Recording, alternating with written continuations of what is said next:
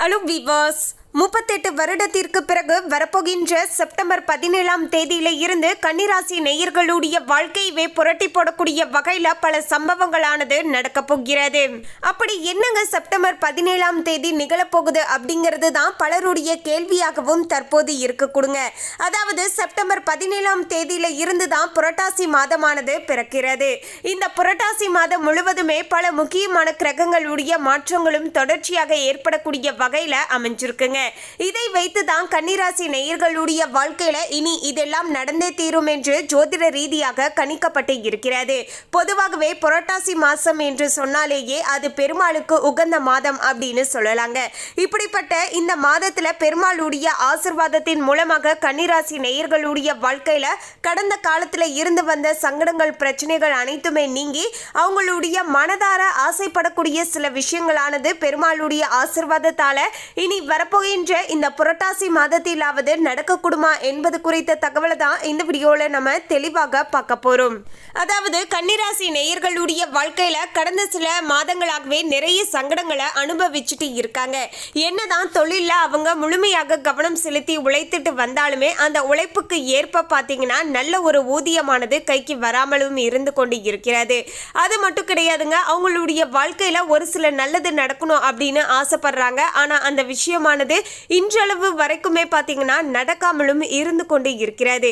ஏதாவது ஒரு வகையில உடல் ஆரோக்கியத்துல தொடர்ந்து பிரச்சனைகளாக இருந்து கொண்டே இருக்கின்றது. இப்படிப்பட்ட சுச்சுவேஷன்ல தான் கன்னிராசி நேயர்கள் இருந்து கொண்டு இருக்காங்க. இந்த வீடியோவை பார்க்கக்கூடிய கன்னிராசி நேயர்களாகிய நீங்களும் இது போன்ற சுச்சுவேஷன்ல தான் இருக்கீங்க அப்படின்னா மறக்காம வீடியோக்கு கீழே எஸ் அப்படின்னு டைப் பண்ணிடுங்க. அதோடு கன்னிராசி நேயர்கள் ஓம் நமோ நாராயணா போற்றி அப்படிங்கிற இந்த திருமந்திரத்தையும் கமெண்ட்ஸ்ல 3 முறை டைப் பண்ணிடுங்க. பெருமாளுடைய ஆசிர்வாதத்தால இனி வரப்போகின்ற நாட்கள்ல நிச்சயமாக உங்களுக்கு நல்லதே நடக்கக்கூடும். அதுக்கு முன்னாடி இன்னும் நம்ம சேனலை சப்ஸ்கிரைப் பண்ணலனா சப்ஸ்கிரைப் பண்ணிடுங்க. அப்படியே பக்கத்துல இருக்கக்கூடிய பெல் ஐகானையும் பிரஸ் பண்ணிடுங்க. வாங்க வீடியோக்குள்ள போகலாம். 17/9/2025 இருந்து வரப்போகின்ற 16/10/2025 வரையிலான இந்த இடைப்பட்ட நாட்கள் புரட்டாசி மாதமாக அமைஞ்சிருக்குங்க. எனவே திருப்பதி பெருமாள் அருள் வாக்கின் மூலமாக கன்னிராசி நேயர்களுடைய வாழ்க்கையானது இனி எப்படி மாறப்போகுது என்பது குறித்து நம்ம தெளிவாக பார்க்கலாங்க. அதாவது நம்ம பார்த்தீங்கன்னா வருடத்துல ஒரு முறை, அதுலயும் இந்த புரட்டாசி மாதத்துல நிச்சயமாக பார்த்தீங்கன்னா திருப்பதி ஏழுமலையான் கோவிலுக்கு போயிட்டு வரணும் அப்படிங்கிறது தான் பலருடைய ஒரு நீண்ட நாள் ஆசையாகவே இருக்க கொடுங்க. அந்த வகையில இந்த புரட்டாசி மாதத்துல யாரெல்லாம் திருப்பதி போகிறதுக்கு பிளான் பண்ணியிருக்கீங்களோ அவங்களுமே மறக்காம கமெண்ட்ஸ்ல பார்த்தீங்கன்னா ஓம் நமோ நாராயணா போற்றி இல்லைன்னா கோவிந்தா போற்றி அப்படிங்கிற இந்த திருமந்திரத்தையும் கமெண்ட்ஸ்ல டைப் பண்ணிடுங்க. இப்ப வாங்க வீடியோக்குள்ள போய் ஜோதிடத்தின் மூலமாக கன்னிராசி நேயர்களுக்கு இனி இவங்களுடைய வாழ்க்கையில எதெல்லாம் செய்யணும், எதெல்லாம் செய்யவே கூடாது, எப்படி நடந்துக்கணும், எப்படியெல்லாம் நடந்துக்க கூடாது அப்படிங்கிற எல்லா விஷயத்தையுமே நம்ம தெளிவாக பார்க்கலாம். கன்னிராசி நேயர்களே, கன்னிராசி நேயர்களுக்கு வரப்போகின்ற செப்டம்பர் 17 இந்த புரட்டாசி மாதம் முழுவதுமே பார்த்தீங்கன்னா உத்தியோகஸ்தர்களாக இருக்கக்கூடிய கன்னிராசி நேயர்கள் தங்களுடைய அலுவலகத்துல யாரிடமும் பழகும் போது தங்களுடைய சில முக்கியமான விஷயங்களை பார்த்தீங்கன்னா பகிர்ந்து கொள்ள வேண்டாங்க. பொதுவான விஷயங்களை பகிர்ந்து கொள்ளுங்கள். மற்றபடிக்கு பார்த்தீங்கன்னா உங்களுடைய பர்சனல் விஷயங்களை பார்த்தீங்கன்னா நீங்க ஷேர் பண்ண வேண்டாங்க. அதாவது நீங்க பேசக்கூடிய பழகக்கூடிய அனைவரையுமே பார்த்தீங்கன்னா ரொம்பவே நல்லவங்க அப்படின்னு நம்பிடக்கூடாதுங்க. முடிஞ்ச அளவுக்கு அவங்க கிட்ட கொஞ்சம் நீங்க பார்த்து ஜாக்கிரதையாக இருக்க வேண்டியது மிக மிக அவசியங்க. பொதுவாகவே கன்னிராசி நேயர்கள் டக்குன்னு பார்த்தீங்கன்னா ஒருத்தவங்க கிட்ட ஜெல் ஆயிட்டு அவங்க கிட்ட பார்த்தீங்கன்னா அவங்களுடைய முழுமையான பர்சனல் விஷயங்கள், ஃபேமிலி விஷயங்கள் எல்லாத்தையுமே பார்த்தீங்கன்னா ஷேர் பண்ணிடுவாங்க. ஸோ அது மாதிரியான விஷயங்களை பார்த்தீங்கன்னா கன்னிராசி நேயர்கள் இனி வரப்போகின்ற நாட்கள் நிச்சயமாக தவிர்த்து கொள்ள வேண்டியது மிக மிக அவசியம் அப்படின்னே சொல்லலாங்க. அதாவது பொதுவான சில விஷயங்களை நீங்கள் ஷேர் பண்ணலாம். உங்களுக்குன்னு சில பர்சனல் விஷயங்கள், ஃபேமிலி விஷயங்கள் இருக்கும் இல்லையா, அதெல்லாம் நீங்கள் தயவு செஞ்சு பார்த்தீங்கன்னா வேலை செய்யக்கூடிய, அதாவது உங்களுடன் சக ஊழியர்களாக வேலை செய்யக்கூடியவங்க கிட்ட நீங்கள் ஷேர் பண்ண வேண்டாங்க. அது நிச்சயமாக பார்த்தீங்கன்னா தவறாக முடிஞ்சிருங்க. பிறகு ஏண்டா நம்ம அவங்க கிட்ட இந்த விஷயங்களை சொன்னோம் அப்படின்னு நினச்சி நீங்கள் தான் பார்த்தீங்கன்னா ரொம்பவே ஃபீல் பண்ணுவீங்க. ஸோ எல்லாமே நடந்து முடிஞ்சிட்டு ஃபீல் பண்ணுவதற்கு பதிலாக நம்ம முன்கூட்டியே ஜாக்கிரதையாக இருந்து கொள்வது நல்லது தானே.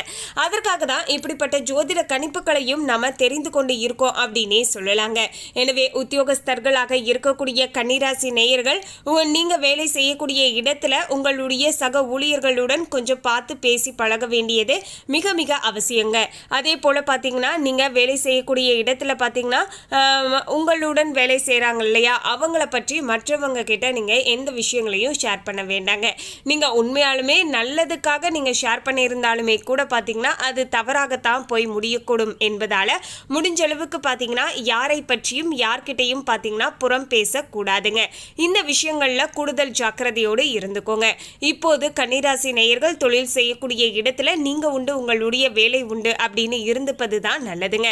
அதே போல் பார்த்தீங்கன்னா உங்ககிட்ட வந்து மற்றவங்களை பற்றி ஏதாவது குறை சொன்னாலுமே அவங்க சொல்கிறதுனால அவங்கள பார்த்தீங்கன்னா நம்ம இன்சல்ட் பண்ணிடக்கூடாதுங்கிற காரணத்தால் காது கொடுத்து கேளுங்களேன் தவிர உங்களுடைய ஒப்பீனியன் என்னவோ அதை நீங்கள் பெருசாக பார்த்தீங்கன்னா ஷேர் பண்ண வேண்டாங்க. ஏன்னா நீங்கள் பார்த்தீங்கன்னா யதார்த்தமாக சில விஷயங்கள் சொன்னாலுமே கூட அவங்களுடைய காதுக்கு போகும்போது பார்த்தீங்கன்னா உங்கள் மேலே தான் பார்த்தீங்கன்னா அது தப்பான பெயரை ஏற்படுத்தி விட்டுரும். ஸோ முடிஞ்ச அளவுக்கு பார்த்தீங்கன்னா இது மாதிரியான விஷயங்கள் அனைத்தையுமே பார்த்தீங்கன்னா தொழில் செய்யக்கூடிய இடத்துல தவிர்த்து கொள்ளுங்கள். தொழிலில் மட்டுமே நீங்கள் ஃபோக்கஸ் பண்ணுங்கள். அது மட்டும்தான் உங்களுக்கு முன்னேற்றத்தை ஏற்படுத்தி தரும் அப்படிங்கிறதையும் மனதில் வச்சுக்கோங்க. மேலும் கன்னிராசி நேயர்கள் வியாபாரிகளாக இருக்கக்கூடியவர்கள் வழக்கமாக செய்யக்கூடிய வியாபாரத்தை தாண்டி மற்ற வேறு பொருட்களையுமே பார்த்தீங்கன்னா சந்தைக்கு கொண்டு வந்து நீங்கள் விற்பனை செய்யலாங்க. அதுவுமே லாபத்தை தரக்கூடுங்க. அதாவது உதாரணத்துக்கு சொல்லணும்னா நீங்கள் ஏதாவது ஒரு விஷயத்தை மட்டுமே சார்ந்து நீங்கள் பிஸ்னஸ் செய்கிறீங்க, அதாவது வந்து தினசரி வியாபாரம் செய்யக்கூடியவர்களாக இருக்கீங்க. இப்படி எந்தவித தொழிலாக வேண்டும் என்றாலும் இருக்கலாம். ஏதாவது ஒன்றை மட்டுமே சார்ந்து செய்வீங்க. உதாரணத்துக்கு சொல்லணும்னா இப்போ பார்த்தீங்கன்னா நீங்கள் வந்து ஒரு ஆப்பிளை பார்த்தீங்கன்னா நீங்கள் வந்து வியாபாரம் செய்கிறவங்களாக இருந்தீங்கன்னா வெறும் ஆப்பிளை மட்டுமே பார்த்தீங்கன்னா நீங்கள் வந்து வியாபாரம் செஞ்சுட்ருப்பீங்க. ஆனால் இந்த நேர காலத்தில் பார்த்தீங்கன்னா இப்போது இந்த சீசனுக்கு எந்த ஃபுட்டு கிடைக்குமோ சரிங்க, எந்த பழ வகைகள் கிடைக்குமோ அதையுமே நீங்கள் எக்ஸ்ட்ராவாக ஆட் பண்ணி நீங்கள் சேல் பண்ணிங்கன்னா உங்களுக்கு பார்த்தீங்கன்னா நல்ல லாபம் கிடைக்கும் அப்படின்னு சொல்கிறாங்க. எனவே இப்போது நீங்கள் எந்த விதமான தொழில் செஞ்சுட்டு இருந்தாலும் சரி, அதோடு சேர்த்து இன்னுமே எக்ஸ்ட்ராவாக சின்ன சின்ன விஷயங்களை ஆட் பண்ணி நீங்கள் செய்யும்போது நிச்சயமாக அதன் மூலமாக பார்த்தீங்கன்னா உங்களுக்கு லாபமானது கிடைக்கக்கூடிய வகையிலையும் சூழலானது சாதகமான முறையில் அமைஞ்சிருக்கு அப்படின்னு கன்னிராசி நேயர்களுக்கு சொல்லப்படுதுங்க. ஸோ ஜோதிட ரீதியாக பார்த்தீங்கன்னா சிறு வியாபாரம் செய்யக்கூடியவர்கள் நீங்கள் செய்யக்கூடிய அந்த பொருளோடு வேறு பொருளையும் சேர்த்து நீங்கள் வியாபாரம் செய்யலாம். ஆனால் ஃபஸ்ட்டே பார்த்தீங்கன்னா அதிகமாக இன்வெஸ்ட்மெண்ட் பண்ணாதீங்க. அதாவது கொஞ்சம் கொஞ்சமாக இன்வெஸ்ட்மெண்ட் பண்ணுங்கள். ஃபஸ்ட்டு வந்து ஒரு உதாரணத்துக்கு சொல்லணும்னா ஒரு 200 300 போட்டு ஒரு பொருளை வாங்கி அதை நீங்கள் வச்சு பாருங்கள். அன்றைய நாள் அதுவும் நல்லா சேல் ஆகுது அப்படிங்கிற பட்சத்தில் அடுத்த நாள் இன்னுமே கொஞ்சம் ஜாஸ்திப்படுத்துங்க. இப்படி தான் பார்த்தீங்கன்னா கொஞ்சம் கொஞ்சமாக ஜாஸ்திப்படுத்தி வியாபாரத்தை பார்த்தீங்கன்னா நம்ம அதன் மூலமாக லாபத்தை பார்க்க முடியுங்க. மேலும் குடும்ப தலைவிகளாக இருக்கக்கூடிய கன்னிராசி நேயர்கள் எவ்வளவு பணம் வந்தாலுமே அதை சேமிக்க முடியாது என்ற நிலையானது மாறி அதிகளவு பணப்புழக்கமானது இப்போது ஏற்பட போகிறது. நீண்ட கால வைப்பு தொகையாக வங்கியில் பார்த்தீங்கன்னா நீங்கள் டெபாசிட் செய்யலாங்க. அந்த அளவிற்கு சூழலானது சாதகமாக இருக்குங்க.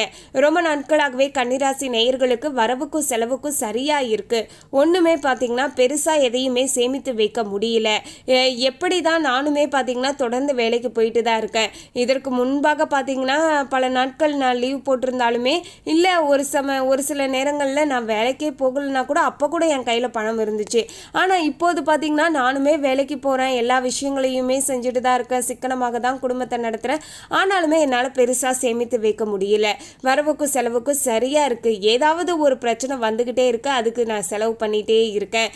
குறிப்பிட்டு சொல்லணும்னா உடல் ஆரோக்கியத்தில் ஏகப்பட்ட பிரச்சனைகள் வருது. அதனால் மருத்துவ செலவுகள் எக்கச்சக்கமாக ஆகிட்டு இருக்கு. இதனால தான் என்னால் பணமே சேர்த்து வைக்க முடியல அப்படின்னு ரொம்பவே புலம்பிட்டு இருந்த குடும்ப தலைவிகளுக்கு இப்போது நிலைமையானது மாறப்போகிறது. ஓரளவுக்கு பணத்தை பார்த்தீங்கன்னா நீங்கள் சேமித்து வைக்கலாம். மேலும் கன்னிராசி நேயர்கள் கலைஞர்களாக இருக்கக்கூடியவர்கள் கலை நிகழ்ச்சிக்காக புதுரக ஆடைகளை வாங்கி நீங்கள் மகிழ்ச்சி அடைவீர்கள். எதிரிகளிடம் எச்சரிக்கையாக இருப்பது மிக மிக நல்லதுங்க. ஏனென்றால் உங்களுக்கு அவர்கள் மறைமுகமாக பிரச்சனைகளை உண்டாக்குவார்கள் என்பதால் இந்த விஷயங்களில் கூடுதல் ஜாக்கிரதையோடு இருக்க வேண்டியது மிக மிக அவசியங்க. மேலும் கன்னிராசி நேயர்கள் மாணவர்களாக இருப்பின் சற்று கூடுதல் கவனம் செலுத்தினால் அதிக மதிப்பெண்களை ஈட்டுவது கொஞ்சம் பார்த்தீங்கன்னா எளிமையாக இருக்க கொடுங்க.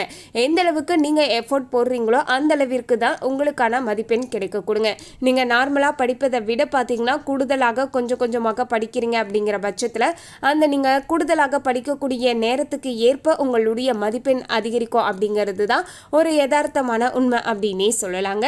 ஸோ இனி வரப்போகின்ற நாட்கள் கன்னிராசி நேயர்கள் இதற்கு தகுந்தாற் போல நடந்துக்கோங்க. மேலும் இந்த தகவலை பற்றிய உங்களுடைய கருத்தை கமெண்ட்ல பதிவு பண்ணுங்க. இந்த தகவல் உங்களுக்கு பிடிச்சிருந்தா லைக் பண்ணுங்க, ஷேர் பண்ணுங்க. இது போன்ற சுவாரஸ்யமான தகவலை தெரிந்து கொள்ள சேனலை சப்ஸ்கிரைப் பண்ணுங்க. தேங்க்யூ.